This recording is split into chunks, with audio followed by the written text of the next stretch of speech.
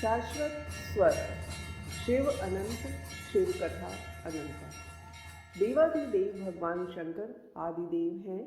श्वेता श्वेतरोपनिषद के अनुसार सृष्टि के आदिकाल में जब अंधकार ही अंधकार था, न दिन था न रात थी, न सत था न असत था, तब केवल एक निर्विकार शिव रुद्र ही थे।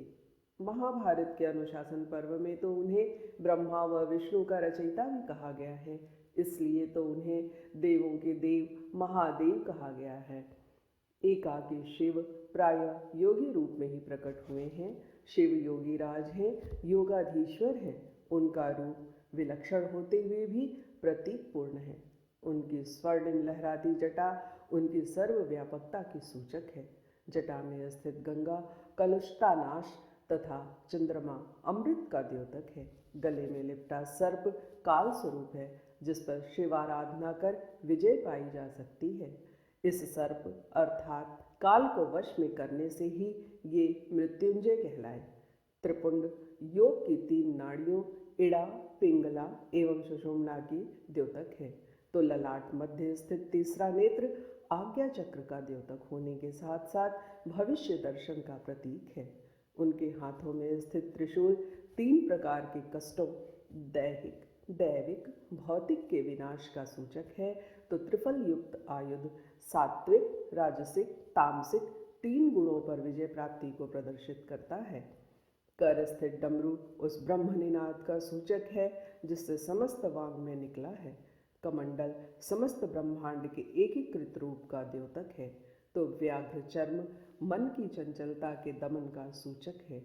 शिव के वाहन नंदी धर्म की द्योतक है, जिस पर वे आरूढ़ रहने के कारण ही धर्मेश्वर कहलाते हैं।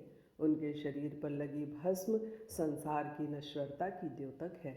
शिव और शक्ति मिलकर ही पूर्ण बनते हैं। शक्ति ईकार की द्योतक है, इसलिए शिव में से ईकार अर्थात शक्ति हटा दी जाए तो पीछे शव ही रहता है।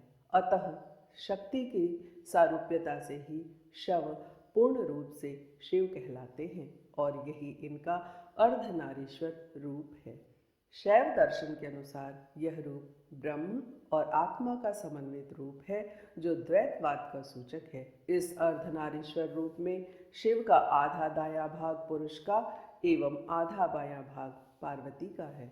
शिव वाले भाग में सिर पर जटाजूट, सर्पमाल, सर्प यज्ञोपवीत, सर्प कुंडल, बाघंबर, त्रिशूल आदि हैं, जबकि पार्वती वाले भाग में सिर पर मुकुट, कुंडल, सुंदर वस्त्र, रम्य आभूषण, केयूर मेखला, कंकड़ आदि है। इस प्रकार का रूप ही रम्य तथा शैव शाक्त का समन्वित स्वरूप है। शिव का एक रूप हरिहर भी है, जिसमें हरि अर्थात विष्णु और हर अर्थात शिव का समन्वित स्वरूप है। यह पालन और संहार का सूचक है। मानव जाति के नित्य उज्ज्वल नवीन रूप का द्योतक है। भगवान शंकर त्रिगुणात्मक हैं। ब्रह्मा स्वरूप सृजन करता, विष्णु स्वरूप पालन करता एवं रुद्र स्वरूप संहार करता, ये तीनों ही रूपों का समन्वित रूप महादेव हैं। इसीलिए तो इन्हें हरिहर पितामह कहा गया है। अथर्ववेद में भगवान शिव को हरिहर हिरण्यगर्भ भी कहा गया है। अतः भगवान शंकर ब्रह्मा, विष्णु एवं सूर्य का समन्वित रूप जो शिव है, केवल मात्र इनकी पूजा ही समस्त देवताओं की पूजा अर्चन है। जो कुछ दृश्य है वह शिव है, जो कुछ घटित है वह शिव है।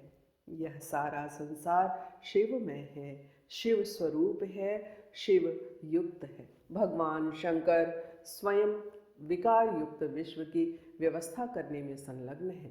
कैलाश के उतंग शिखर पर हिमाच्छादित चोटियों के मध्य शंकर धाम, कैलाश में न तो कोई चिंता है और न कोई संताप ही। स्वयं निर्मुक्त होते हुए भवबंधन को तोड़ने में सक्षम शिव के अतिरिक्त और कोई देवता ऐसा नहीं है जो जन्म मरण के कलमश को धोकर अभय दे सके। स्वयं स्थिर और निश्चल होते हुए भी चराचर जगत के कण कण में व्याप्त हैं। इसीलिए तो शंकर चराचरात्मक हैं।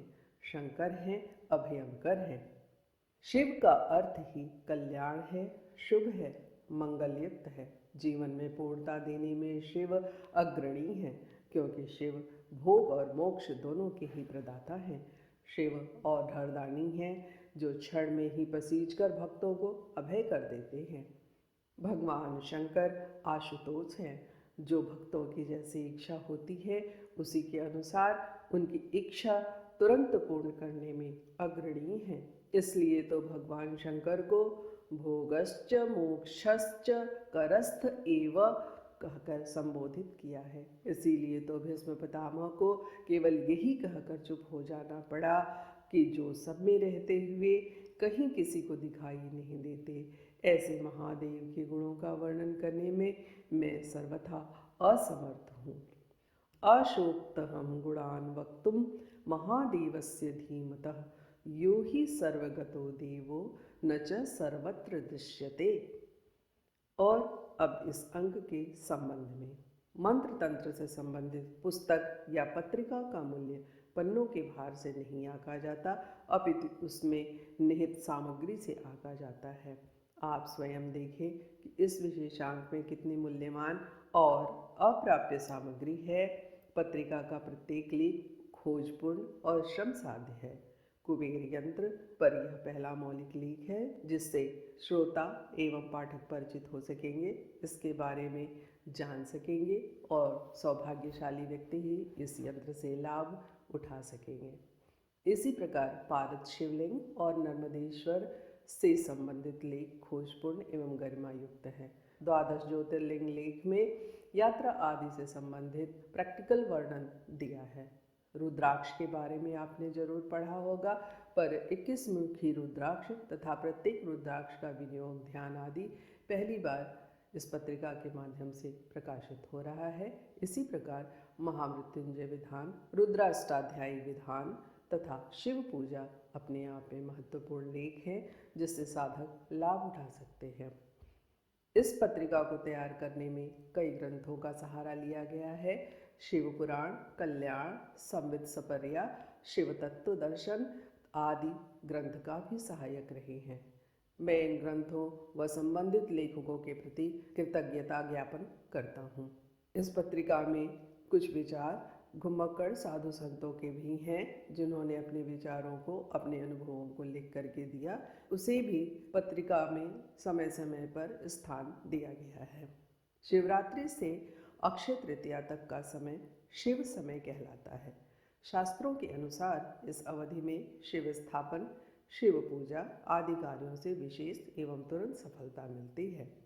इस समय घर में या अपने पूजा स्थान में नर्मदेश्वर शिवलिंग स्थापन करने से या उनकी पूजन करने से अतुलनीय लाभ होता है।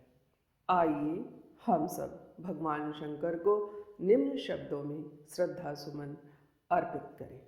असतगिरि समं स्यात् कज्जलं सिंधु पात्रे, सुरतरुवर शाखा लेखनी पत्र मुर्वी, लिखति यदि गृहीत्वा शारदा सर्वकालं, तदपि तव गुणानां ईशपारं न याति।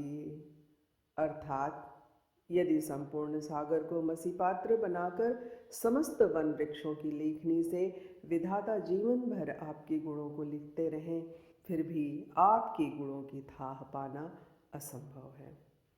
धन्यवाद। प्रेम से बोलिए पूज्य श्री सतगुरु